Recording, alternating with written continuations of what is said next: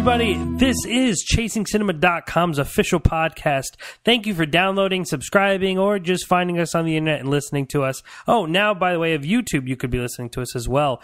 If you are unaware, this is our 122nd time meeting and doing a podcast. It's just getting higher and higher, and the number makes me feel older and older.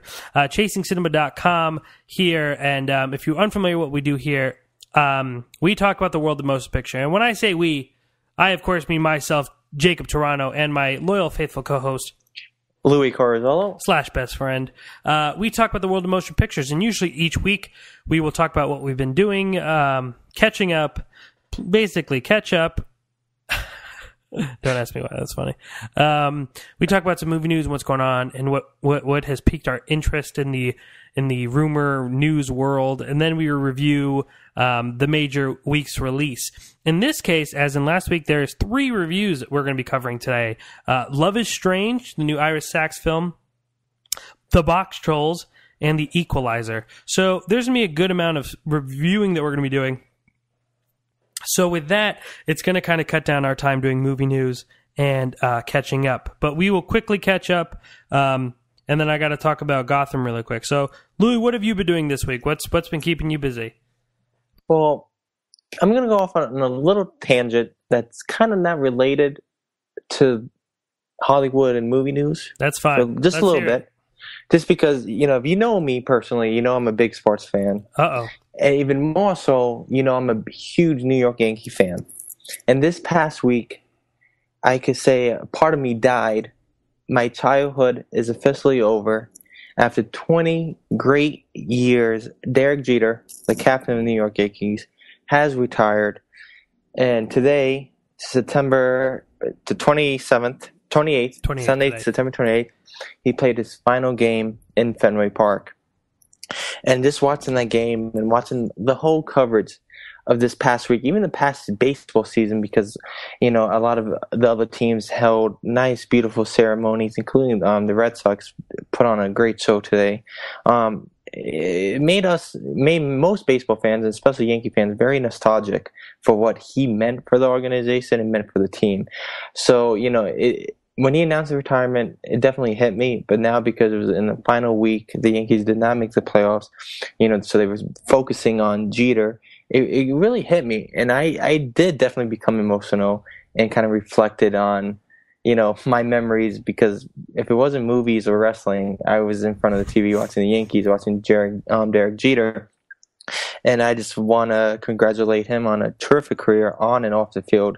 In today's society, especially with the tragic news from the NFL, with all those scandals, it's refreshing to have someone be a role model for so many people who represents the best of humanity. And that's what Derek Jeter is. He's a class act, and he deserves the best. And I just want to get that off my chest. Gatorade released a very emotional commercial. I bawled, I cried. It's the end of an era for sure. And, I could say bye to my childhood, because I'm definitely an adult now. Without, my whole life, Derek Jeter has been there. And next year it's going to be so awkward and so strange not seeing him take the field. So, but at least we had 20 great years with him. And I just want to get that off my chest. Like I could start crying now. So I'm going to stop. I don't know what else to say. That's funny, because I've been meaning to bring that up to you, because I see all the tricklets on Facebook. For those of you who don't know, as Louis said, besides wrestling and film, he had sports. Besides wrestling and film, I didn't really do anything. Wrestling was always my go-to sport. So granted, I watched the Buffalo Bills. I'm a big Buffalo Bills fan. Had a tough day today, but we'll talk about that in a second. But yeah, I've been seeing a lot of posts about Derek Jeter, and I saw this one video that's been going around where he hit a double, and everyone was celebrating. I thought that was his last game. I didn't know it was today. Well, that was his last game at Yankee Stadium. Oh, okay. And to lead off his first at bat, the Yankees were down 2-0. Brett Garner was on first base. He hit a double, almost a home run, and Brett Garner scored, and then later he scored on a base hit by Brian McCann, so it tied 2-2. That was his first at bat at for his final game at Yankee Stadium. Yankees were winning pretty much the whole game. They were up 5-2. David Robertson, the closer, came on, who's had a terrific career, gave up 3 runs, and it's 5-5. So from Derek Jeter winning his final game at Yankee Stadium, everyone let out a gasp, like, oh no, could he possibly lose his final game at Yankee Stadium? Go to the bottom of the ninth inning.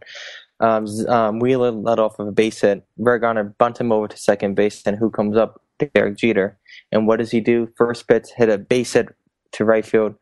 Wheeler scores. Yankees win because of Jeter's walk-off hit.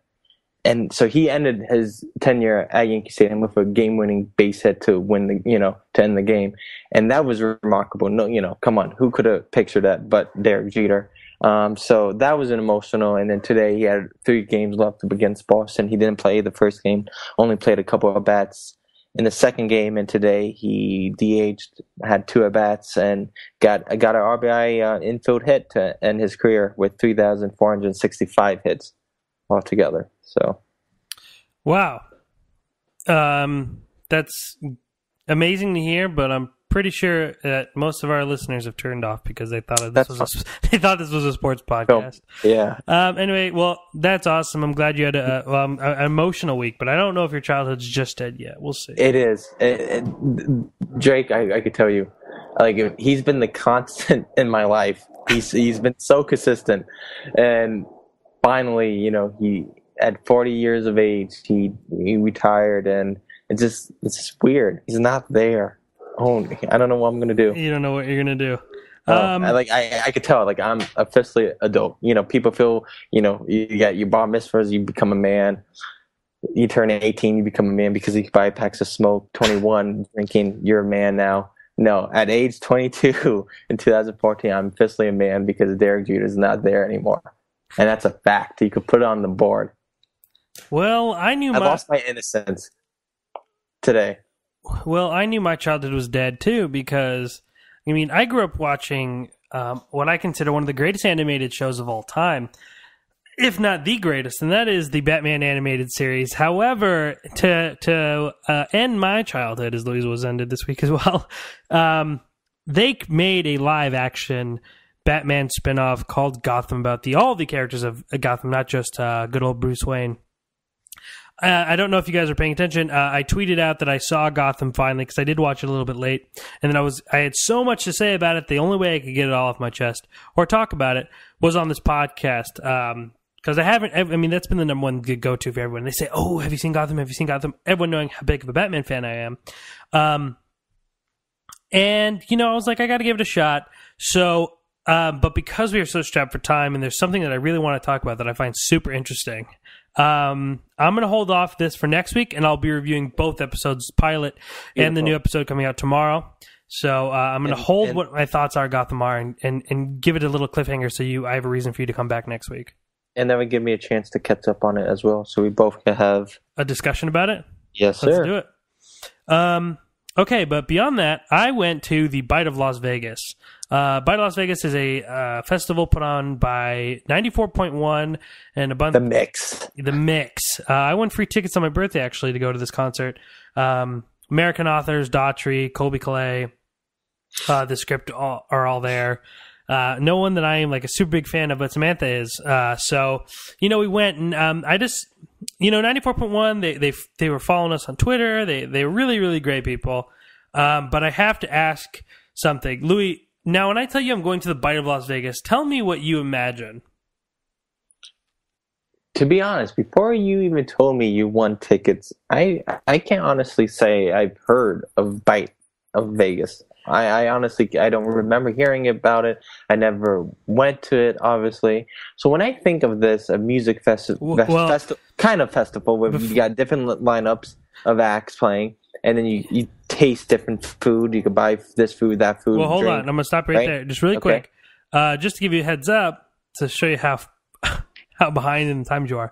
This was the 18th annual by Las Vegas. So that is terrible. Okay, so go on. So explain to me what you would imagine. Like, get a little bit more in detail of how you would imagine this event. Being sincere, I had never heard of that. 18 years, that's a lie. They're lying to you. This is like the first year. So when I think of that, and I'm pretty sure it's outside because I read your tweet to them and they responded to you. And they said, come rain or shine, it's going to be on. So I'm guessing it's outside somewhere nice. And it's almost like the other festival we have here. what Kanye West is playing in November. Life is Beautiful, whatever's that. And I just think it's a nice field. You had different sections here. You could buy that food over there, get your beer and wine over there, maybe some little activities for the kids. So, and then you have your main stage with the main act. Maybe there's other stage with other things going on. But then again, it is probably smaller because look at the acts playing with no disrespect. So maybe it's just only one stage. read the script; they're pretty good. Okay, so you're not off. There is only one stage. It is at a beautiful park that I've actually never been to called Desert Breeze Park. Huge park, beautiful. But but to back up to kind of emphasize my point, what is this? What is this festival called? Bite of Vegas. Okay, so when you hear the word Bite of Vegas, what do you think is emphasized at this festival? Well, when you use the word bite, let's keep it simple here. The only thing you bite, food. It has to be food. Okay, so a food festival essentially that is accompanied by music. Some would argue famous, some would argue not. But now hearing that, what's your first thought of what you'd be eating at Bite of Las Vegas? See, that's difficult because Vegas is definitely a melting pot with a variety of different cultures, and especially food culture. You could go to a lot of different regions of Vegas or Henderson and find, oh, this is good, that good. Either it's Italian or Mexican, Spanish, Greek. We just had a Greek food festival, which we've been to, and that was fabulous. That was great.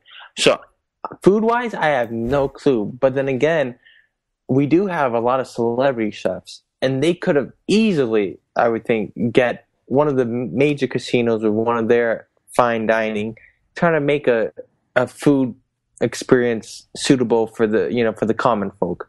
So I don't know. I think you get definitely your fair food of hamburgers, hot dogs, and all of that. But maybe something else that's some tacos. Okay, gyros, before I turn this into a super long guessing game, I'm just going to kind of follow up what my point is. I was going in expecting to try these things that aren't very popular or a lot of different places that people haven't heard of. Maybe they have heard of, but still like a lot of local places, new things to try. I mean, that's what Bite of Las Vegas is. Take a bite out of our city.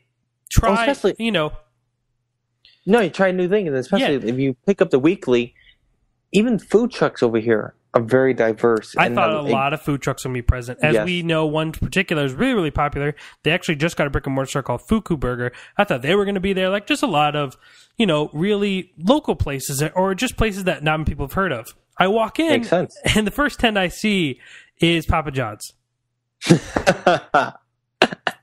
Behind Papa John's is a Ben & Jerry's, which is across from a Golden Spoon, which is across from that makes a Panda that Express. Makes more sense to me. Okay, that's getting weird. Panda Express, Aloha Kitchen, which I could give Aloha Kitchen, but some credit. Yeah, like half of the places I saw were all like huge fast food chains or like big old, unlocal companies that I'm just like, why would I come here to pay and then get Panda Express? Like, who would do that? But lo and behold, the line for Panda Express was at the door. Well, not at the door, but figuratively speaking. So I can't argue with that. But still, I'm just like, man, I came here thinking I was gonna get some different food, and they kind of screwed me on that. They just gave me like the most. I can't even remember the like teriyaki bowl type places that you see all over. Like there was no real. There was a few. I mean, don't get me wrong. There was a few places that we never heard of or up and coming places. Like one was called Bradas Tacos. There was a place called oh man, I already forget the names. But there was like Texas de Brazil. There was all these like huge places. I'm just like, man, like I would not have expected this. I was expecting like these, hole in the wall places that might even have brick and mortar stores, but I was totally thrown aback. And I did try one barbecue place that I've never heard of. They actually don't even have a brick and mortar store. They're a catering company, and it wasn't that great. And I was just like, man, I am so disappointed in what's going on here right now. So quite an interesting experience. That is definitely disappointing, and especially because we're foodies. We love food, especially great food. I could see that definitely ruining your experience. But I'm thinking the only reason these big companies are present is probably because they could afford it. The Probably. mom and pop, I guess the whoever runs by the Vegas festival doesn't, offer a discount from struggling mom and pop stores or this and that, where they can't afford to put their workers or their time into this, where they're running a store and that's more enough to handle as is. So I think that's the only reason you see the greatest pizza place, Papa John's, Yeah, by the Vegas. It was just an odd experience in general. Called it had a beautiful stage, and it's a Cirque du Soleil stage.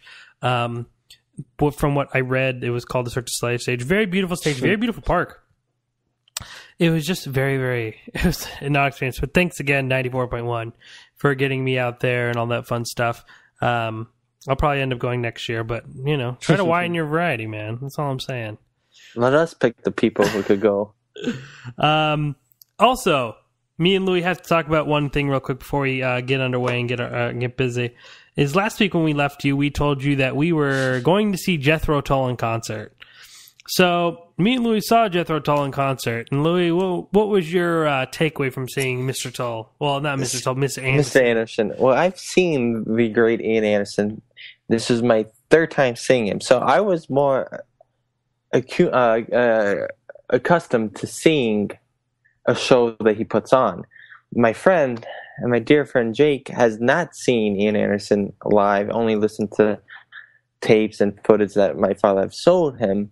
So he's definitely going to have a much, much different opinion than I do, because I knew what I was expecting. Jake maybe had high expectations. I knew what I was getting into. The poor man, Ian, can't sing. He is 67 now, and he lost his vocal reins about in the late 80s or so, where he was losing his pitch. So fast, if he was having difficulties back in the 80s, early 90s, this is 2014. Imagine how he's going to sound. He doesn't sound too good when he sings, but he still plays a mean flute. He has a backing band, which was not original members of Jethro Tull, which is disappointing for me. Just professional studio musicians, and they played the music like it sounds on the record. So I definitely give them credit for putting on a show, because they know every chord, every note, every progression. They hit it. It's just, if you're not accustomed to his ability at 67 and of his new record, Homo Erectus, which came out, then people going who hasn't seen him since 1988, are just going to be disappointed, because oh my God, what happened? I don't know half of the songs he's playing because he's supporting a new album. That's what happened. So I was fine with the show. I thought we had great seats. Jake and I were people watching, which was always fun, and we saw a crazy amount of people there. And again, can he play the flute? Yes. Do they play songs pretty good still? Yes. Does it sound like the CD you listen to? Absolutely. But again, this is not my favorite band, except his voice. You going to see him, you miss him 35 years too late. See him when he was 78. Look on 78 and go to now, it's two different people. So that's sad. But it was my first concert with Jake, so that was a fun experience. And going to Jethro Tull concerts so much, we know people there. We just meet people. We see people, and we met this nice family that we've seen a couple times already. We talked to them. That was a great experience as well. We met okay, here's my one complaint. It finally took me to it. Ian definitely has a big ego, and I guess he should have a big ego, because all of these years it just piles on. But he knows he's losing his ability to sing, because he hired a very talented theatrical performer in Ryan O'Dell. Yeah, he's been on he's been on, I think, Broadway. He did the Quadrophenia Live in London. Very, very gifted performer, very gifted singer, and he has him on stage to help him out in certain songs so he can sing. The only problem is he doesn't let him sing enough. He gets Ryan in for a couple pieces here and there, and then he makes him go back to the stage, and Ian sings, and it's not good.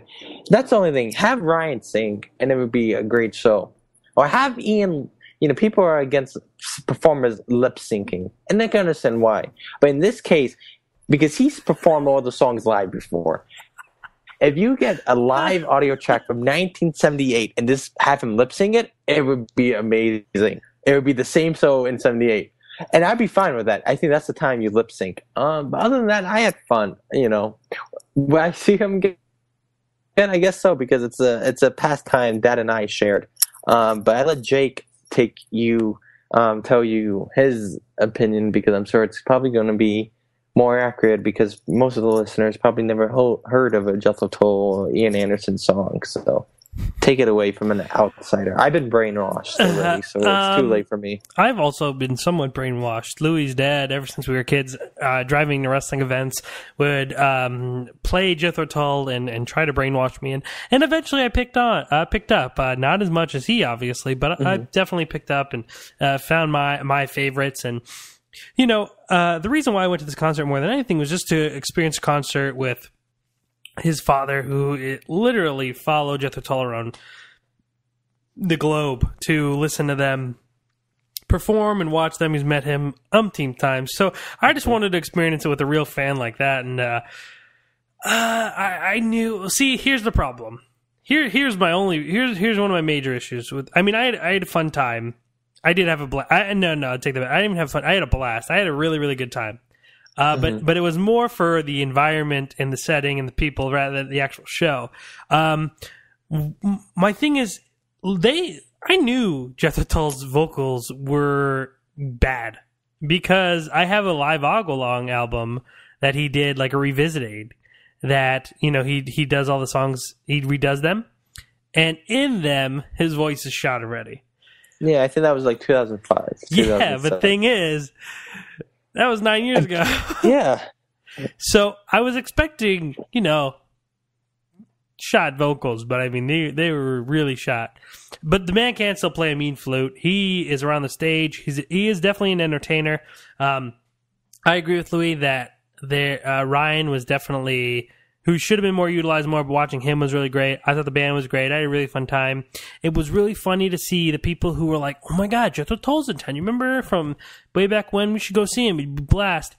And then for the first 30, 45 minutes where he's playing Homo Eroticus, where no one knows that album at all even exists, that was pretty comedic. But the tempo for Homo Eroticus was much slower. So that was a kind of a little bit of a struggle to get through, where everyone just wanted to hear the classics. But once he had the classics going, it was fun. Like we got to meet Ryan, which was really awesome.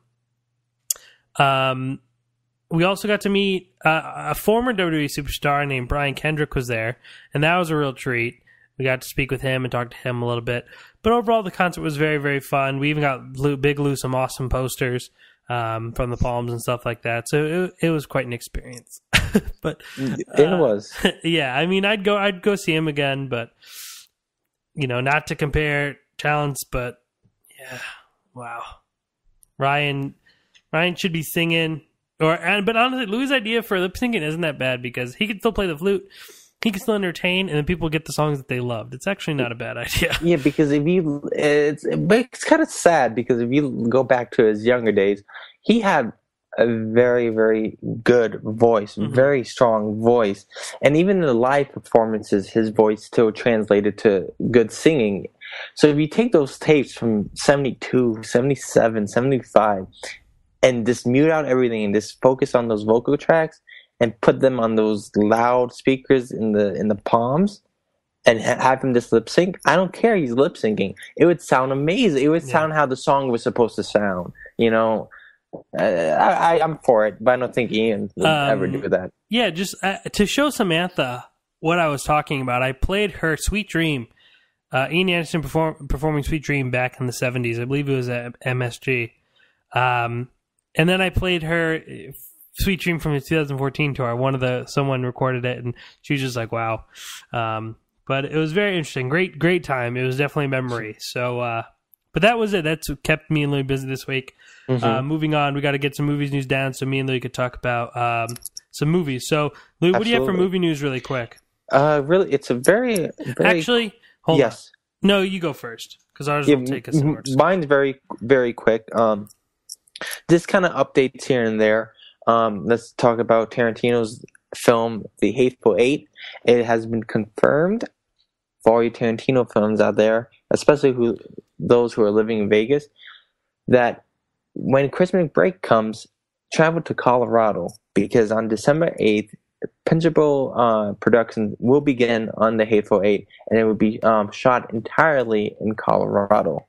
So that's very exciting. There still has not been any confirmation about whether or not Jennifer Lawrence has accepted her part in the film. There's a new rumor out there that Viggo Mortensen has talked heavily with Tarantino about joining in some capacity. So that's very interesting. Moving right on, we haven't been talking a lot about Star Wars or even Star Trek in recent podcasts, so let's change that today and bring news that apparently William Shatner will be in Star Trek 3 in some capacity. How cool is that? That is very interesting. Because we had the original Spock, Leonard Nimoy. Yes, part of the show, our movie series. Yeah. So it's about time we get old Captain Kirk ready to go to interact with his younger self. So that's kind of cool. So William Shatner confirmed that this week. And moving on to big TV news, True Detective Season 2 confirmed. It's official. Vince Vaughn and Colin Farrell will be starring in Season 2 of True Detective. And they offered the lead female role to Rachel McAdams. Now, Rachel has not accepted as thus far, but last reports indicated that McAdams has been offered one of the female leads. So how do you feel about Vince Vaughn and Colin Farrell? It's very interesting. Obviously, when you think of the work... Much different direction. Yeah. If you think about what Woody Harrelson and Matthew McConaughey did in Season 1, and especially how talented those two men are, it's kind of hard to compare Vince Vaughn and Colin Farrell with them because it's completely different types of actors. But from the get-go, they've said that Season 2 of True Detective is definitely going to be much different than Season 1. That's why people wanted this to be included in the miniseries rather than a TV show at the Emmys, because it's an anthology series. Everything is different. Nothing really ties in. Season 2 is going to be radically different from Season 1. And this definitely shows that. I think it's going to be lighter. It won't be as dark and heavy. There's definitely going to be some elements that go back to being dark and heavy and pessimistic. But it's definitely different. I like Vince Vaughn a lot. And he's never done a role like this before. So I'm excited to see that. Colin Farrell has always been fairly consistent in his line of work. What you see is what you get. So I think he could be pretty good in jumping into this universe. I'm a big Rachel McAdams fan. So seeing her in anything, I'm okay with. And, it's hard to live up to Season 1. It's going to be, time will tell. It's going to be interesting. I think they should just cast Christopher Walken and Owen Wilson and kind of do like a Wedding Crashers spinoff inside True Detective. I'd be very happy with that. But other than that, time will tell. And you need to watch Season 1. Yeah, I know. I will. I promise. And by the end of the month. Yeah, good luck. You're not gonna watch that. And that's all I have for movie news this week. All right. So really quick, I forgot to mention this. So this isn't my movie news that I've been wanting to talk about, but I'm just gonna throw it out there because I said I'd go back to it. Buffalo Bills lost today. Mm-hmm. Tough loss to the Texans, but life was made a little bit more simple when after the game I saw a commercial for McDonald's Monopoly. And as I talked a lot about last year, I am a big McDonald's Monopoly advocate. So wish me luck in my chase for Boardwalk and Park Place. Good luck. Good luck. Anyway, I just had to finish it up because everyone's like, he said he's going to go back, but he never went back. Okay, so what I'm going to do, I'm going to read an article that I read. And I don't know if it's not movie news at all. It's not movie news, but it is. Okay, go on. Sorry, it just brought to my attention. I forgot to mention this last week, and I was going to forget to mention it this week. George Clooney, not only is he getting married this weekend, he has been tapped to receive the Cecil B. DeMille Award at the Golden Globes this upcoming year. So there's that. Sorry, I've been I've been meaning to get that off my chest for 2 weeks now. Awesome. Okay, so definitely not movie news, but it is related to the world of entertainment. I'm going to read an article from the New York Post, and I want to hear Louis' opinions and what he thinks. For those of you who don't know, this will be an interesting article. I don't want to give anything away. Just read it. Okay. All right. So this is an article from the New York Post. Again, this is not our article. From a man named Larry Jetlin, Larry Jetlin, Getlen, okay. At the New York Post. In 1980, legendary comedian Andy Kaufman and his writing partner Bob Zmuda wrote a script for a film called The Tony Clifton Story, based on a character of Kaufman's. On page 124, there is a block of dialogue intended for Kaufman to speak as himself, informing viewers of Clifton's demise. Among the lines, quote, "On June 12, 1980, Tony Clifton, at the age of 45, has died of cancer at the Cedars-Sinai Hospital in Hollywood, California." Unquote. 4 years later, at age 35, Kaufman would himself supposedly die from cancer at Cedars-Sinai Hospital in Hollywood, California. It is no coincidence Zmuda reveals in his new book, The Andy Kaufman, The Truth Finally, written with Lynn Margulies, Kaufman's girlfriend. Not only does he firmly believe that Kaufman has faked his death, but that Kaufman will be emerging to reveal his great prank to the world very soon. So before I continue, for those who don't know, Andy Kaufman was a big comedian in the 80s. He would have a huge role in Taxi. We saw him do SNL when he feuded with Jerry Lawler. A huge comedian. Jim Carrey would play him in the film Man on the Moon. And one of his main things was that he always played pranks. Like, he went to colleges and toured, and they thought he was doing comedy, and he would actually read The Great Gatsby front to back. He faked a huge... Amazing. He faked a huge feud with Jerry Lawler where he was going to sue him. They got in a big fight, and he supposedly really hurt his neck.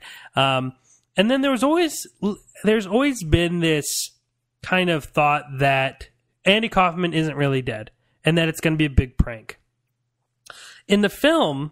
For those of you who don't know, Andy Kaufman played a character named Tony Clifton, who was a drunk lounge singer, and he talked like Tony Clifton.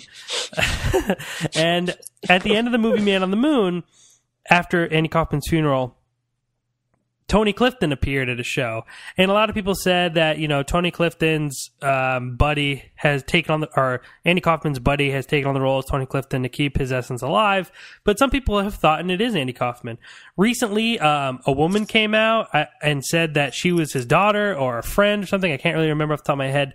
And that he's still alive. That he's still alive, and so let me finish up with this article before I kind of go further with that. I just want to check something really, really quick. Again, this is the New York Post article from Larry Jetlin. Nope, skips a little bit. Long time obsession. Zmuda believes that the germ of this idea, and it appears many of Kaufman's mental health issues, began as a child. Actually, this isn't really this isn't part of what I want to talk about. Kaufman, a Saturday Night Live regular who rose to fame on the sitcom Taxi, was immortalized by Jim Carrey in 1999's Man on the Moon, was known for stunts such as taking his entire Carnegie Hall audience for milk and cookies after his performance. He began talking about Zmuda about faking his death several years before his actual death. When SNLer John Belushi died in 1982, Kaufman was very upset for normal reasons, but because, as he told his manager George Shapiro, John Belushi is pulling my stunt, faking his death. Shapiro, who recalls in the book that Kaufman truly believed this for a time, says Kaufman spoke often about faking his own death. Could you imagine how this is going to blow everyone's mind, he said. Zmuda's presence transcripts of several of his conversations with Kaufman on this topic. Sometime in 1982, Kaufman called Zmuda at 4 a.m, telling him he had decided to fake his death and insisting on meeting with him right away. Zmuda is a former writer. I don't know if I said that or not. Was his writing partner. A half hour later, Kaufman devoured a bowl of chocolate ice cream at the Cantor's Deli in Los Angeles, and Zmuda had told him what he was planning was illegal and refused to be any part of it. Another time, they argued after Kaufman admitted telling a woman he was going to fake my death by making people believe I had terminal cancer. The woman's response, according to Kaufman, quote unquote, she thought it was disgusting, and if I ever brought it up again, she'd never talk to me, end quote. Zmuda had to tell him that, quote, people really get wigged out when you start screwing with death, quote. Zmuda also recalls a conversation in which Kaufman started coughing, and Zmuda said, stop with the coughing already, it's a dead giveaway. Kaufman replied, I don't know, everyone seems to believe it. Early on, Kaufman told people he was dying because he ate too much chocolate. He read a book called Sugar Blues that said that too much chocolate can kill you. Maybe I'll just stick with cancer, Kaufman said, after which Zmuda asked how long he planned to stay dead. Kaufman replied, if I was going to be a little boy about it, I'd go into hiding for 1 or 2 years. But if I'm going to be a man about it, it's going to be 20 or 30 years. Kaufman, Zmuda believes, found a body double, someone with his general physical appearance, who was genuinely dying of cancer. Then he began changing his own physicality to match that of the dying man, including losing weight and shaving his head, and released photos of himself in the state. Zmuda says that once, when Kaufman's brother Michael flew out to L.A. to visit his dying brother, Kaufman accidentally dropped the charade, appearing sick and frail one day, but back to his old self the next. When Michael asked how it was possible, he told him medication. Zmuda and Kaufman came to privately refer to it as the dying routine. In one of their final conversations on the matter, Zmuda says they discussed his financial situation, since Kaufman's writer. Zmuda's career was built around Kaufman's. Kaufman suggested leaving Zmuda money, but he said no, as it would implicate him when Kaufman returned. By then, Zmuda claims Kaufman had decided on 30 years at the time frame for his hoax, and he would keep his girlfriend out of the loop, letting her believe he had really died. Even Zmuda, who helped create many of Kaufman's deceptions, said it sounds really effed up. Bob, it's who I am and it's what I do, Kaufman said. Nothing could ever top it. I've given it great thought. Besides, I'm getting psyched. I'm starting an entire new life. Asking how he would start the life given that he would world knew what he looked like, Kaufman suggested becoming a children's clown, which he could wear makeup and call himself something stupid like Zany Clown. When the body double died, Zmuda says, a switch was made, with the double buried as Kaufman, and Kaufman being spirited away to start his new life. There's more on the article about another theory that's a little bit more depressing. It's not so much interesting, so I'm going to leave that part out from his former girlfriend. But to wrap up the article, the book also reveals that comedian Dave Chappelle told Zmuda at Aspen Comedy Festival in 2005 that his own infamous exit from comedy when he walked out of his Comedy Central show was directly influenced by Kaufman. After being summoned to see the comic, writes Zmuda, Chappelle announced to the few people in the room, folks, listen up. It was because of this man and Andy Kaufman that I quit my job. Zmuda said he winced in response and asked, I did? Chappelle then told Zmuda that Chappelle show just wanted me to keep doing the same old fat shit BS going. I wasn't going to do it. I don't care how much they paid me. That show was killing me. Now I know how Andy was feeling having to do Taxi. Toward the end of the book, Zmuda recalls how at Kaufman's funeral, he didn't shed a tear, but he had to bite his lip a few times from exploding in laughter. Everyone was expecting Andy to jump out of the casket at any time. He says, Zmuda believes that Andy Kaufman's self-declared 30-year time limit, Zmuda believes, given Kaufman's self-declared 30-year time limit, his return is imminent. Kaufman died in 1984. If Zmuda is correct, then Kaufman is already late. In the book's final pages, Zmuda addresses Kaufman directly, imploring him to emerge and laying out the plans for how it could be done, including Zmunda's coordinating a massive event at which Kaufman would appear. Discussing his longtime code of secrecy with Kaufman about their pranks, Zmuda writes, the only reason I'm giving it up now is that Andy set a time limit on this one. 30 years, so I've kept my bargain and kept my mouth shut. But no more, pranks over. I want him back, and he's coming back. So, interesting. I just wanted to hear your thoughts on that, because if he is faking his death, how do you think he will be received? How do you receive that? Yeah, I mean... Well, I would love it, honestly. If he came back and had like a press conference in Hollywood saying, hi, I'm alive, just, and just doing something. I think that would be amazing. That'd be so cool. I would be all for it. I would follow his every move. Hopefully go on a press tour and do the late night talk shows. Maybe write a book about it. Whatever. I would definitely be for it. I would hope that's true because Andy Kaufman was definitely a unique individual. There's only one Andy Kaufman, and his work, even though it was very limited, is still appreciated today. Mm-hmm. So that shows you the talents of this man. So to have him come back would be great. But the fact of the matter is, I don't think that's the case. I think he is dead. I'd be surprised to see him come up and say, "Hey, I'm here," because now with all the social media age, I think it would have been announced when his daughter, quote unquote, said he's still alive. I think that would have triggered it. And I think after that, we would have seen some footage, some type of drone following his or her every move. I think this is a hoax, which fits into his philosophy where, let the jokes keep coming. So again, this fits right into his wheelhouse. And we're talking about this 30 years after the case, So not so much a hoax because in the film Man on the Moon, he is with his right-hand man, Bob, who is played by Paul Giamatti, does an amazing job. And Paul Giamatti is the one who dresses up as Tony Clifton. Actually, no, you think it's him because he has dressed up as Tony Clifton before. And it's actually not him leading you believe he's faked his death. Anyway, I don't know, but I think it's really genius either or because Kaufman has been now is kind of another huge topic, and he, if he had passed away, he's been gone for 30 years, and people are still maybe Kaufman is just kidding everybody. It's a pretty awesome way to continue your legacy, but I can't for the life of me 100% believe that he maybe is dead because he is that, and then for him to have his writer have these kind of conversations and to say things that he would eventually it's kind of interesting. I would be really fast. I just don't know how the world would take it. I think it would be I don't know. I think people would be probably in awe. I think that's the best way to put it. People would be shocked and in awe, no way. But either way, I think this plays into his wheelhouse because we're still talking about him. And I pulled this up because I thought this was interesting. It's a website called the Daily Mail. It's from the UK. And they reported on this very story. And they kind of gave you a recap.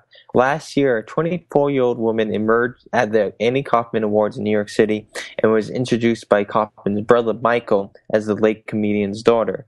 Michael Kaufman told the crowd at the Gotham Comedy Club that he received a letter from his brother some 15 years after his passing and that he was alive and well. This was according to the Hollywood Reporter. However, just days later, Michael Kaufman appeared on CNN to say he has been duped. "I believe I am part of a hoax," Kaufman's brother said. And then George Shapiro, Kaufman's longtime manager, told CNN that he saw the comedian die. "And he's very much alive in our hearts, but I don't think his body is around. He died. I was in the hospital." So, that makes you believe, okay, maybe he is really dead. Yeah. We don't know for sure. Majority of myself believes he's passed away. But I think there is a little maybe not. He was the ultimate prankster. So, but that, like I said, like you said, like I said, it's an amazing way to kind of keep a legacy going. So, absolutely. I just thought it was really interesting. I was reading that and I was like, oh my god, man! He had because I never knew about these conversations. I just remember people well, maybe, but the fact that he was like, I'm going to tell people I died of cancer and I'm going to wait around 30 years, it all adds up to right now. But if it was 30 years, it would have been May of this year. So maybe at the end of the year, who knows? After this year, I'd kind of be like, all right. Yeah, again, we don't know his mindset, but maybe as a man of comedy who maybe really did have terminal cancer and didn't want people to know it, especially his closer friends, maybe put on a mask and said, I'm gonna fake my death. I'm gonna come back in 30 years or to keep them smiling and laughing, Yeah.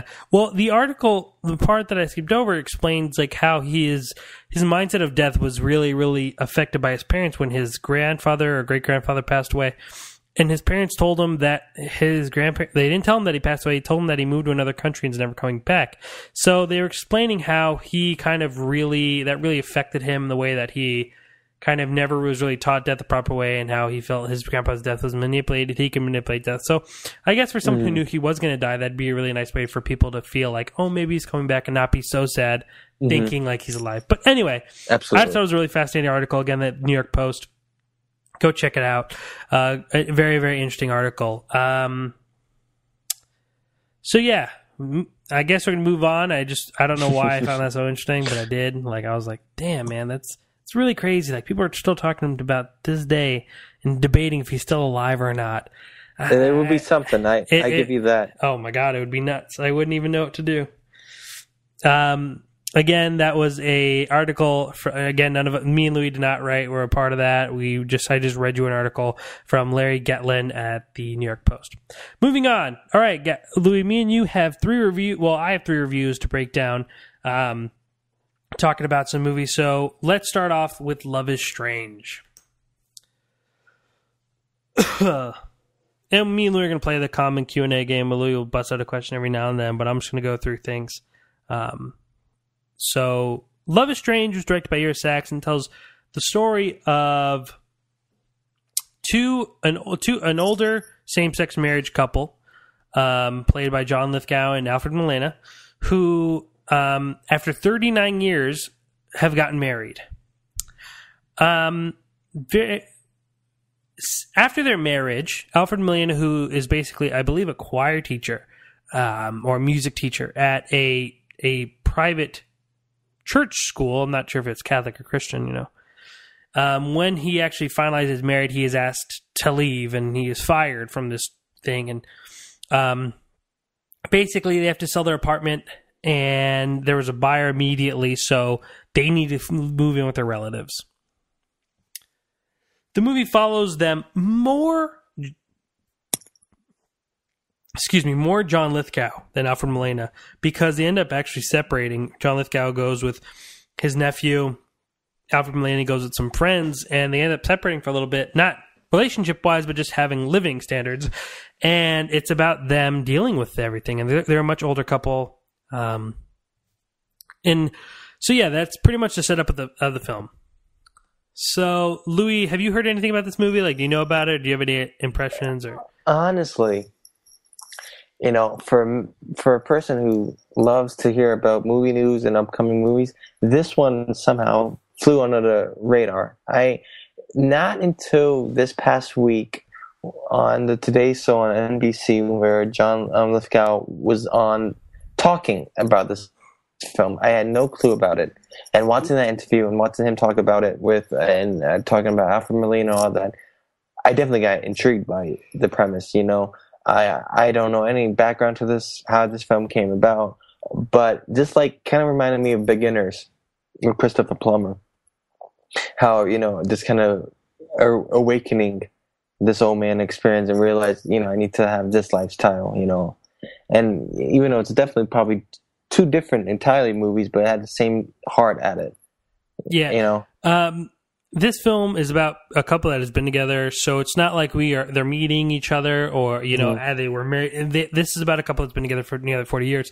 A very true, but at times very sad portrait on real life. I really enjoyed Love is Strange. I thought it was a very remarkable, well-acted, subtly acted film. A lot of subtle performances that really, really made the movie moving. And, especially John Lithgow. I'm a huge fan of Alfred Molina. Ever since I saw him as Doc Ock, I kind of went back and watched a lot of his stuff.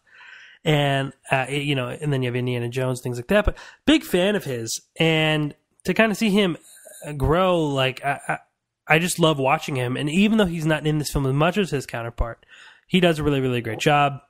There's also an amazing performance from John Lithgow, who, though I'm not as big a fan of, does just a really amazing job as a character who seems very lost. It's quite sad to where, at times you're just he just kind of looks around like he doesn't know where he belongs. He's not, not in the mental sense where he's he has Alzheimer's or anything like that. He just seems kind of off and just not as around as you would like him to be. So you kind of feel very sympathetic to the character.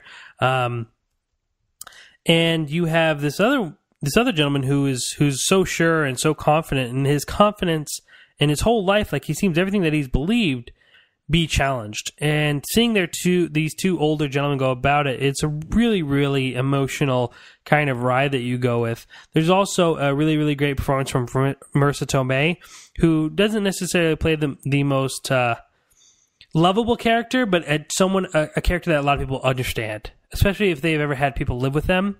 You know, Marissa Tomei is kind of the one that isn't very happy with the living situation after a certain point. But not out of cruelty, just because she is a mom and she is a writer and she's trying to live her life, and it's hard sometimes, and it makes sense. This movie was about the performance, and that's pretty much about it. For some odd reason, I felt there was a very heavy Woody Allen influence in this film. Not Bananas Woody Allen, not necessarily Annie Hall's Woody Allen, but after Annie Hall, maybe it was Annie Hall, I'm pretty sure. His more dramatic films, his very dramatic films, like Interiors, where a lot of his scenes were shot really, really long and the scenes didn't cut very much. And he was trying to tell a very dramatic story, and I felt that was a really influence on here, and especially taking place in New York. There's a lot of references about that. One of to explain myself, my major problem with the film when I was watching it was that once the characters have moved in their new places, we would follow a storyline, and we'd be following the storyline, and it would just kind of end. Not like conclude, but just stop being talked about. And I thought that was really, really frustrating while I was watching the movie. Like, you know, like I'm watching something, and I'm thinking we're going to be talking about this, and it never gets brought up again. And they do that like 3 or 4 times in the film. But as I realized, you know, maybe as a thematic... a technique from Iris X, that, you know, in life we don't always get the answers, and everything doesn't always kind of come to a conclusion. So I believe I understand what he was doing. If that was his purpose, then it makes sense. If it wasn't, then I did have a problem with kind of his subplots. But I really did enjoy the movie. I did have a little bit being so emotionally invested in as I wanted it to, but I did enjoy this movie, and I think it's a very beautiful movie. Probably not going to do very well at the box office.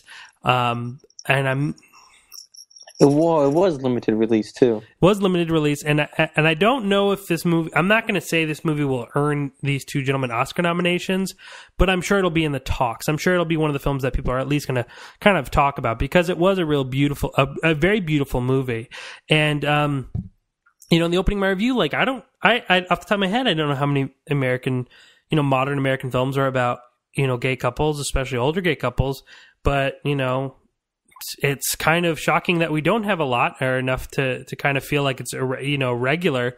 So it was really nice kind of seeing a different couple on screen. You know, we're in a time and age where there are many different types of couples and relationships and people. And, you know, I'm not saying it's bad to have a man and woman relationship in every single movie, but I'm sure it is hard for, you know, the rest of the world, or whomever everyone is, to see themselves not represented on screen. You know, so I think I don't want to say this movie's good because it displays a gay couple, because that's not what I'm saying. But it is nice to see them make such a beautiful statement with a different type of couple. Because this movie could have been made with a man and a woman. Easily. They could have changed the story a little bit, but they told it, and for some reason it just felt very true and honest and beautiful. And I have to give credit to Iris X for that. So it was a very good movie, and I would really highly recommend it. You got any questions for me or no? Am I just flying along? Like I said, I don't know too much about this movie other than it does look very beautiful and very emotional and sincere.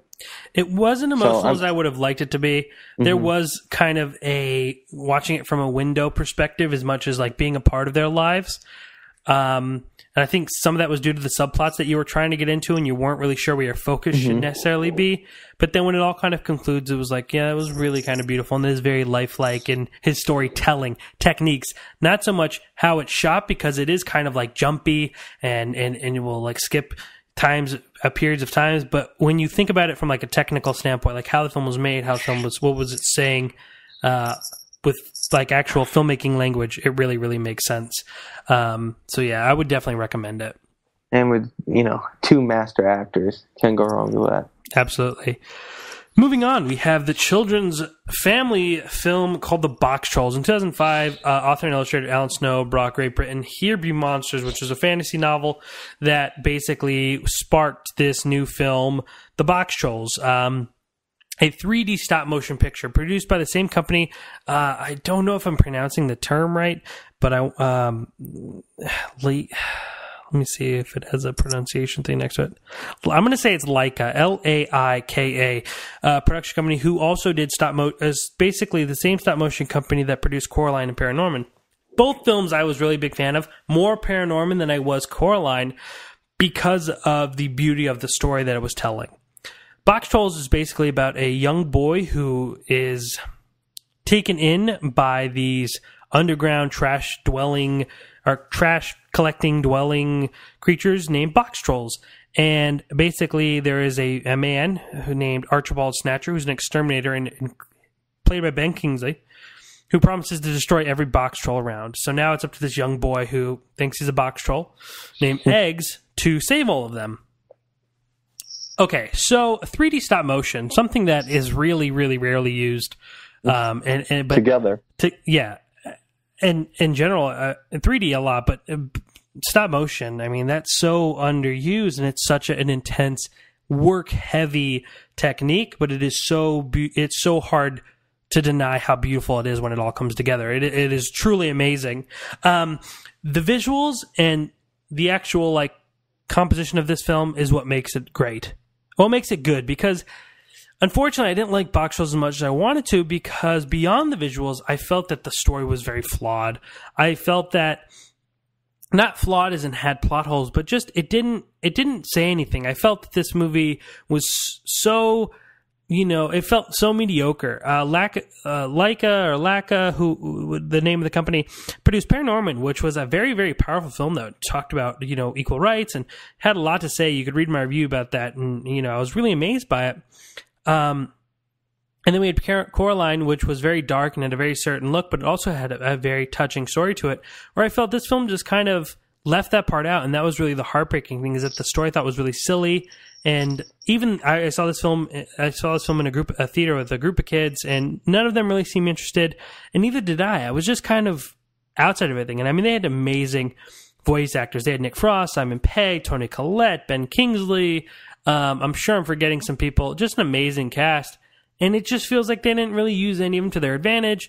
None of the humor really worked. It was kind of in a weird in-between place where it was like bad kid humor.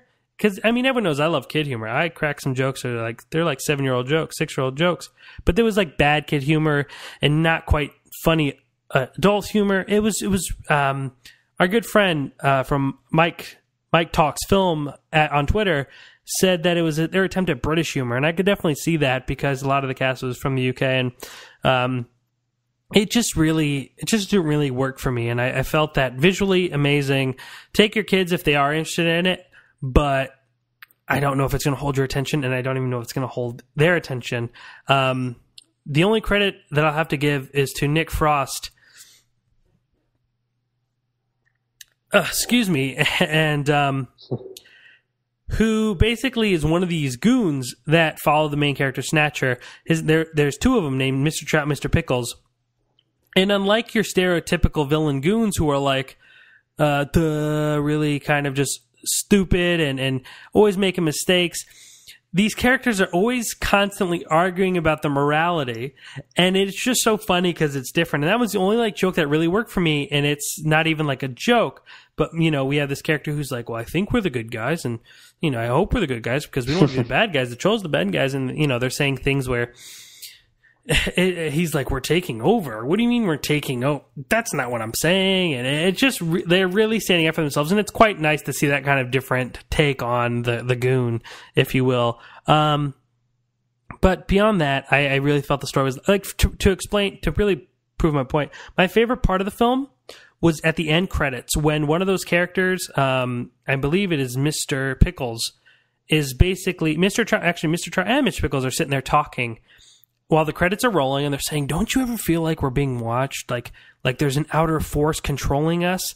and then the camera zooms out a little bit, and you actually see one of the creators, the animators, moving them in a time lapse. So you're actually kind of seeing the process. That was the best part of the movie because it was the most interesting. Other than that, I felt the movie was really flat and just not anything very memorable at all. So I was really disappointed in this film. That's too bad because it does have a very talented cast. You know, when do you see Ben Kingsley doing an animation? Ben Kingsley film? was good. His character was fun. That's great, but just not in a good story. His character was good. Ben Kingsley did a really good job. Do you know? Do you know what I got on Rotten Tomatoes currently? I do not. 72. You know, I'm not shocked by that. So people do like it. I think people will like it, but I feel like it has a very good argument with its visual aesthetic more than anything else. Mm-hmm. But you know, maybe I'm wrong. But maybe because people were kind of expecting it to be really kind of like, I don't know. I felt the movie was just really lifeless. Like that movie did not do anything to me emotionally or anything to connect to me as a viewer. I felt I was very out of the experience. So yeah, I wasn't crazy about it. I'm more excited. I am now really hoping that the Book of Life is going to be an amazing film, which is kind of about the Day of the Dead and things like that, which also looks like a very strangely animated film. And lastly, before I run out of breath, The Equalizer. Denzel Washington, the best actor ever. He's so cool. He's so clever. Those are not my words. Those are the words of a man named Krispy Kreme. Formerly known as Krispy Kreme, now known as Froggy Fresh. He is a rapper on YouTube. Check him out. Just type in Krispy Kreme, Denzel Washington. Greatest song ever. So in 1985, the fall of 1985, nearly 30 years ago, CBS introduced a television show about a retired intelligence agent who helped people in trouble. He put out ads in newspapers and would save them, and he was starring an English actor named Edward Wood. Every time I say this man's name, it is so difficult. When I used to watch the show and my mom would say the man's name, I was like, what? Edward Woodward. It's not that weird. Well, it's not weird. It's fast. just, yeah, Edward Woodward. It's Edward and then Woodward. So Edward Woodward. Solid name. Had 4 seasons. It ran in 1989. And it was just a show about this man who would, you know, even things out, even the odds, and help people in trouble. 30 years later, we have... I hope I don't butcher his name either. Anton Fuqua directing the film. Team who directed Training Day and Brooklyn's Finest, I believe, and a few other films. Actually, a lot of other films. And teaming up with writer Richard Wang to bring Equalizer to the big screen 30 years later. So Denzel Washington plays a character named Robert McCall, who is basically just your ordinary man who kind of seems like he has a little bit of OCD, very plain, keeps to himself, doesn't sleep much, reads a lot of books, you know, doesn't do visits, works, goes home, reads. That's about it. Until he meets... Very quiet. Until he meets a prostitute named Terry, who's played by Chloe Grace Moretz, who's under the control of Russian mafia, Russian gangster type characters, and he decides to help her and even the odds. You never really learn, even though we all kind of know, they don't really go in depth on how Denzel Washington has all these skills and like how he is equipped to even the odds against the Russian gangsters, but he is. I think he's Denzel Washington. He's Denzel Washington. He's the best actor ever. He's so cool. He's so clever. So I'll break it down really quick. Not even really quick, but just I think this movie's fun. I think it's an incredibly awesome action thriller. Denzel Washington did what Liam Neeson did in 2008 film Taken and did it better. Like, a lot of people kind of thought this was like Taken. I mean, it's really kind of not. But Liam Neeson, who played, you know, a badass and threatened people on the phone, you got Denzel doing it, and it just seems like, oh my God. Like, if Denzel went against Liam Neeson, it's a no contest, man. Like, Denzel... so much more of like a level of badass. However, the movie unfortunately thinks it needs to be 2 hours and 20 minutes, 2 hours 15 minutes. And that's my problem with the film, is that they could have cut out like at least 30 minutes of the film, if not 45 minutes of the film, and still have been a much more tight and exciting action film, because there is a point where it's just like, oh my God, like even in the final action sequence, like the major showdown, I'm like, you kidding me? As I looked at my watch, I was like, come on, man. Like, let's just get to it. We know it's going to happen. Like, we want to see it happen. Let's let it go. Get to it. But, yeah, and I was just like, come on. It just felt very, very long. And then, like, after that scene, they proceeded to end the movie 4 times because it had 4 endings. And I was just like, oh. You know, there's a scene with him. Oh, no spoilers. There's a scene that was like, oh, this is where it'll end, and then it's not. And then there's another scene, you're like, okay, here it is. And no, there's another scene. Just all kind of doesn't really gel together. And there's one scene, especially at the end, that I felt was way over the top and so unnecessary, and it totally took away my suspension of disbelief. Like, I was like, I don't buy that at all. And even if I did, like, it just could have been done so much better. You know, it's a perfect example of just cutting your films tighter to make your, you know, don't get astray, don't put unnecessary stuff in. If you are, try to make it as quick as possible, because it just kind of felt like it deviated from it didn't really deviate, but it kind of did. But it just felt like, all right, I got it, man. Like, just calm down, just get to the point. And it was just a lot of fat, you know, a lot of sizzle, less, not as much steak.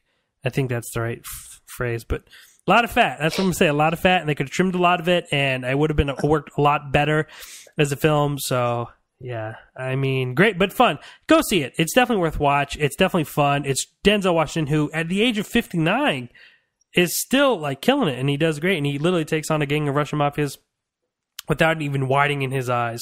He is just stone cold in it, and it's very enjoyable to watch. But there is a brick wall, you know. I mean, runners say there's always the wall, and then they hit the wall and you can't pass it. And I felt that way with The Equalizer. I was like, man, I'm kind of over it now.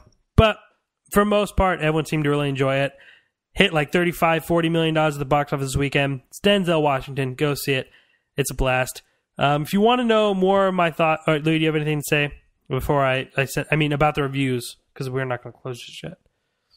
Well, of course, you know, it's Denzel Washington. You can't do too bad with Denzel in the lead. And then returning with Antoine Fuqua, that's very interesting because they did great wonders with Training Day. Even which though really was like the first one of the first movies to really look at Denzel like a badass, like a vicious badass, big time. Changed his whole persona. That probably changed his career more than it definitely did all of his other films. If you think about it, because I guess without Training Day, there would be no American Gangster with him either. Mm-hmm. And so on and so forth. Some people call this like Training Day, but Training Day's character was good because obviously Denzel was bad. Yeah. Do you see that? A lot of similarities in both the style because Training Day was definitely gritty, in your face. Is this gritty and in your face? Okay, so this is very in your face, violent, and it is like, oh, damn, you know, like, oh my god, like he just did that to that dude. But, I mean, I wouldn't say it's Training Day. I mean, yeah, I could kind of see the jump, but I don't think it's like, oh, this is Training Day. It has a totally different feel. Mm-hmm. He basically, like I say here, let me read from my... Because this doesn't, like, I think Training Day, especially in certain scenes, kind of pushes the boundaries. What can be seen and what cannot be seen. And I think they walked the fine line and did a great job with that, especially, you know, with the corruption of the cops and then with the, you know, personal life. They kind of pushed, you know, what can be filmed. This doesn't seem like a movie that needs to do that or will do that. It's not... But see, I mean, Training Day felt like just a better film to me. Yeah. It felt like it was a lot more in-depthful, where I felt this is more like a different... Like, I would connect it more to Taken, just kind of... It's like about a dude going around killing people in, like, the most vicious way. And it's in your face. However, like I say here, you know, it doesn't feel like your run-of-your-mill action film. It's sleek in a clean-looking thriller. The director of the 2001 hit Training Day knew how to make this film more sophisticated than it may sound. It is a gritty thriller, and it is very stylish.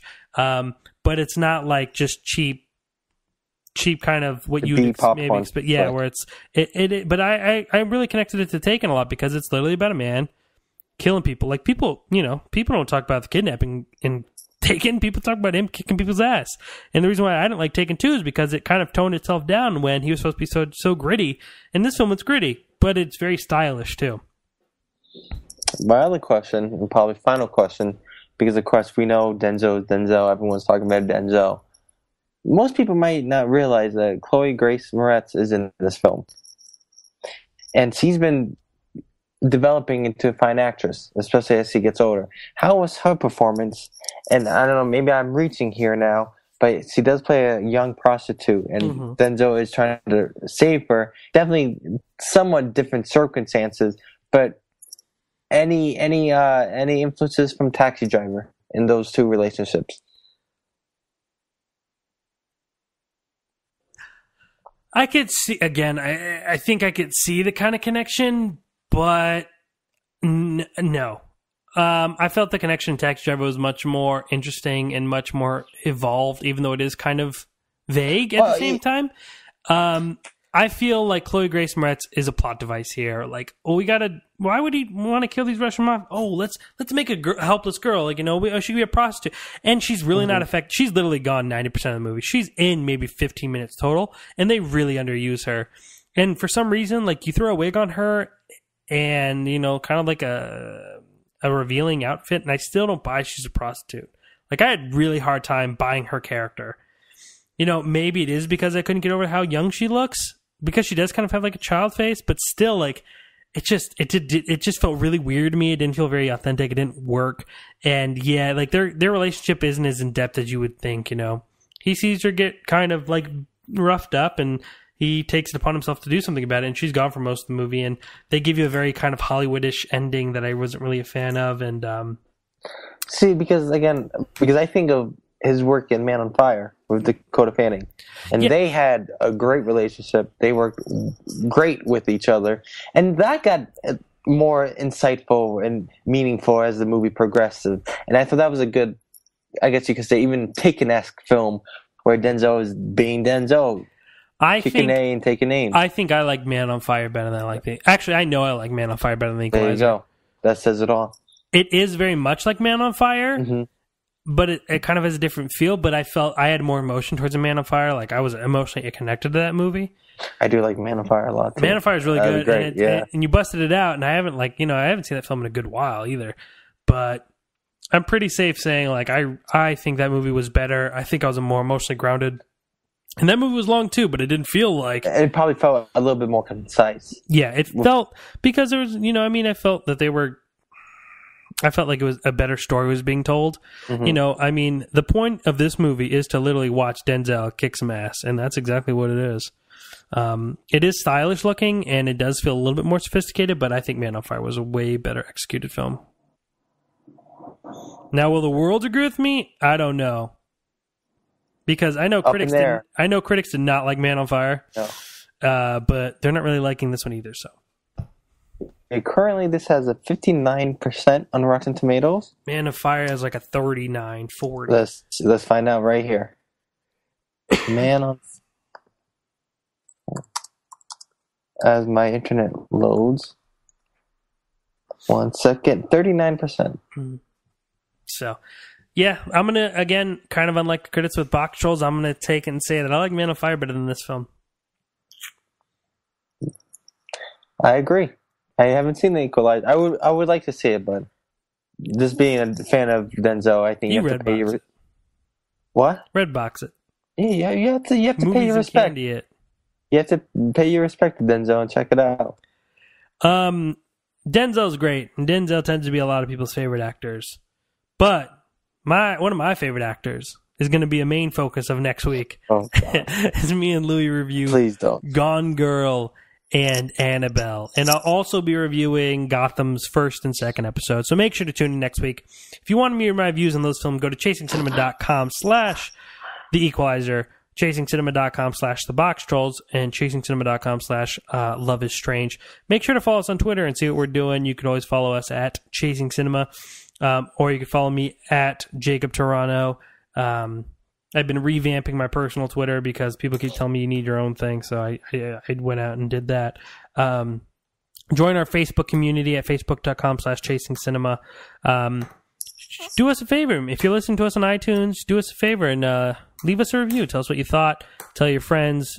Subscribe to us so you could it'll be downloaded for you each week. Every Sunday, you will get a Chasing Cinema podcast in your in your queue so you could download it on your iPod and at work or wherever you may be.